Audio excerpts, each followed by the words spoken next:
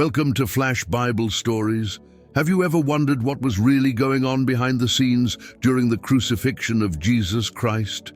The arrest, the trial, the journey to the cross, and his death. These events shook the heavens and the earth, but a lot more happened than what most people realize. There were unseen forces at play, spiritual battles, personal struggles, and emotional moments that go beyond what meets the eye. Today, we're not just looking at the basic facts of the crucifixion. We're going deeper. We'll explore the hidden events, the reactions of key people, and the cosmic significance of every step Jesus took.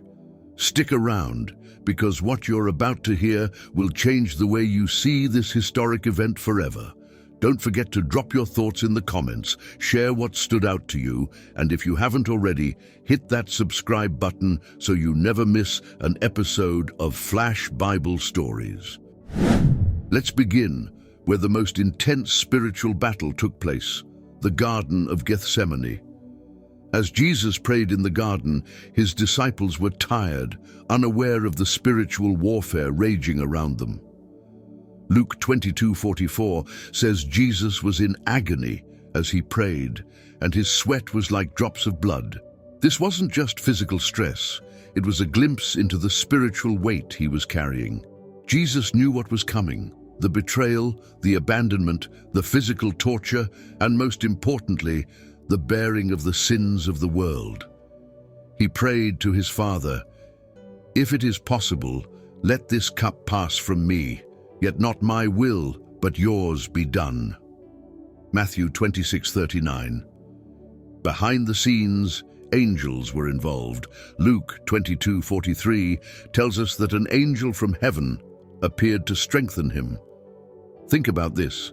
Jesus, the Son of God, in his humanity, needed strength to face what was coming.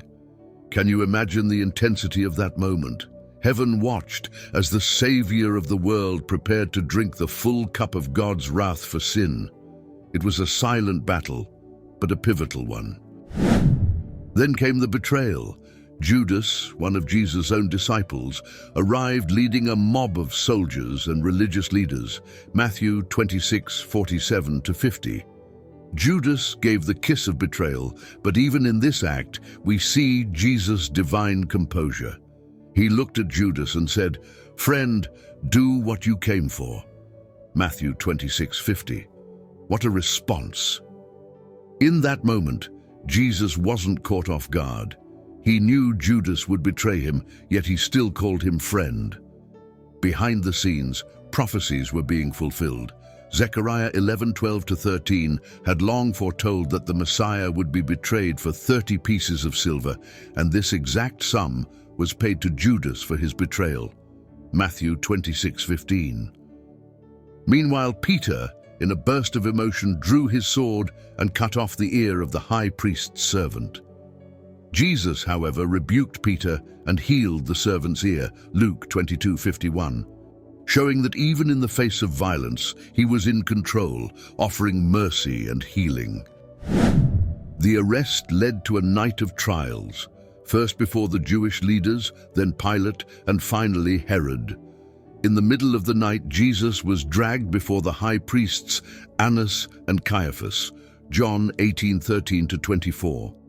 Imagine the scene, an illegal trial conducted under the cover of darkness, filled with false witnesses and twisted accusations. Jesus, however, remained silent. Matthew 26:63. This was a fulfillment of Isaiah's prophecy. He was oppressed and afflicted, yet he did not open his mouth. He was led like a lamb to the slaughter. Isaiah 53:7. While this was happening, Peter followed at a distance. Outside, by a fire, Peter was questioned 3 times about his association with Jesus, and each time he denied knowing him. Luke 22:54-62. Behind the scenes, Peter's heart was breaking.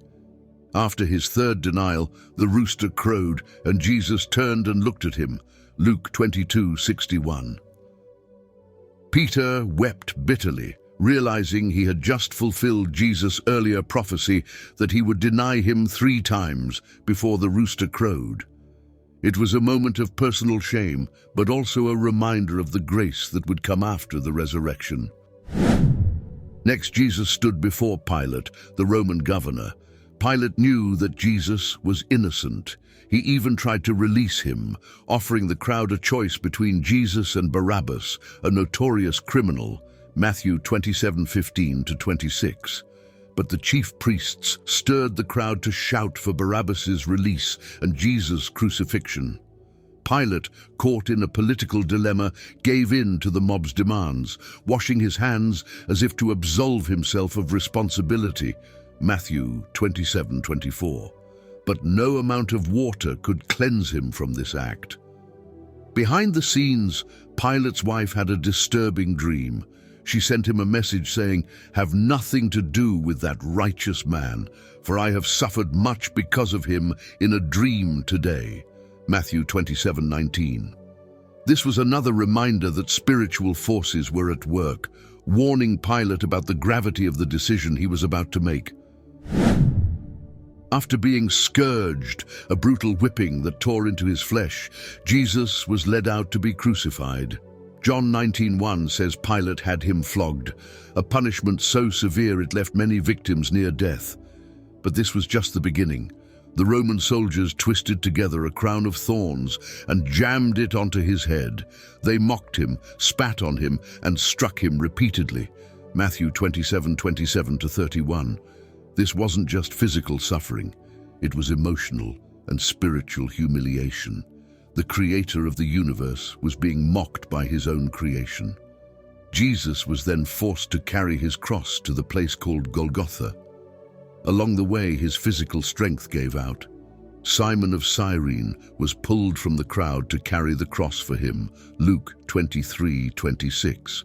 Imagine the scene. Jesus, bloodied, exhausted, and struggling under the weight of the very instrument of his death, while the crowds jeered and soldiers pushed him along. Behind the scenes, every step was fulfilling prophecy. Isaiah 53:5 reminds us, "He was pierced for our transgressions, he was crushed for our iniquities. The punishment that brought us peace was on him, and by his wounds we are healed." Finally, they reached Golgotha. The soldiers nailed Jesus' hands and feet to the cross, John 19:18. As he hung there, 2 criminals were crucified alongside him. Even in his agony, Jesus offered forgiveness to one of the criminals, saying, "Today you will be with me in paradise." Luke 23:43. It's a powerful moment of grace, salvation offered in the last moments of life. As Jesus hung on the cross, darkness covered the land from noon until 3 p.m., Luke 23:44. This was no ordinary darkness, it was a supernatural sign. The earth was groaning, and creation itself was reacting to the death of its maker. In those hours, Jesus bore the weight of the world's sins. He cried out in agony, my God, why have you forsaken me?" Matthew 27:46, quoting Psalm 22, a psalm that perfectly described the suffering of the Messiah. At that moment, the veil of the temple was torn in 2 from top to bottom, Matthew 27:51. This was no small event. The veil separated the Holy of Holies, where God's presence dwelled, from the rest of the temple. Its tearing symbolized the opening of access to God for all people through Jesus' sacrifice. At around 3 p.m., Jesus cried out, "It is finished," John 19:30. With these words, he declared that his mission was complete. The debt of sin had been paid. He then bowed his head and gave up his spirit. Matthew 27:51-53 records that when Jesus died, there was a violent earthquake.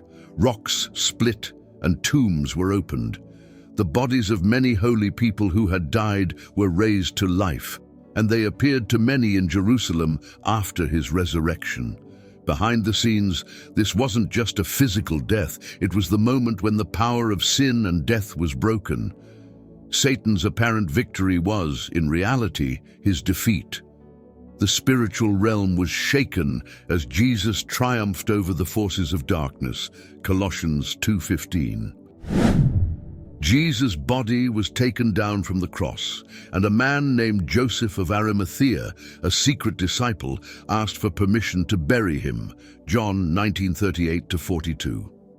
Along with Nicodemus, they wrapped Jesus' body in linen and laid him in a new tomb. A large stone was rolled in front of the entrance, and the tomb was sealed.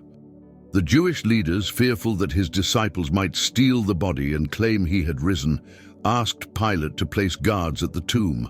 Matthew 27:62-66. Behind the scenes, even in death, God's plan was unfolding. The burial of Jesus set the stage for the most significant event in history, the resurrection. The stone that sealed the tomb couldn't hold the Savior of the world. The crucifixion of Jesus Christ was more than a physical event. It was a spiritual battle, a fulfillment of Old Testament prophecies, and the turning point in human history. Every step of the way, from his arrest to his death and burial, unseen forces were at work and prophecies were being fulfilled. And yet, this wasn't the end. Stay tuned for what comes next, the resurrection that changed everything. If this has impacted you in any way, let us know in the comments below. We'd love to hear your thoughts, and don't forget to subscribe to Flash Bible Stories for more deep dives into the most powerful moments of the Bible.